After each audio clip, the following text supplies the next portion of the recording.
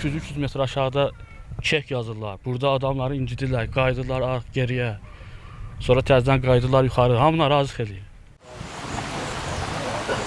İlisu şəlaləsinə gedən yolda şlaqbaum qoyulub və Milli Parka giriş ödənişli olub. Hər bir ziyarətçi üçün giriş haqqı 2 manatdır. Bununla bağlı görüntülər sosial mediada yayılıb. Qoymur keçməyə. Elə bir şəlaləni öz yaratdı. Adam başına 2 manat. Sakinlər isə narazıdırlar. Onlar deyirlər ki, problem ödənişdə yox, işin düzgün qurulmasındadır. Olunubdur. İndi biz buna bir söz demirik, amma yəni bunu yoluna qoymalıdırlar. Biz 20 manata çıxarırıq. Bunlar da 2 manata adam başı yığırlar.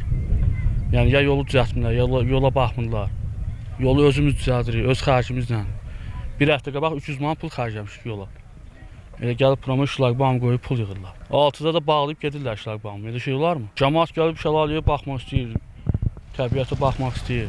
Bakıdan gəlmişəm. Bura çatanda bildirdilər ki, şəlaləyə qalxmaq 2 manatdır. O 2 manat bizim üçün problem deyil. Amma yaradılan şəraitdən çox pis olduq. Çünki mən uşaqlarla qalxmışam bura, mənə deyirlər ki, gedib bir də aşağıdan bilet alıb gəlməlisən.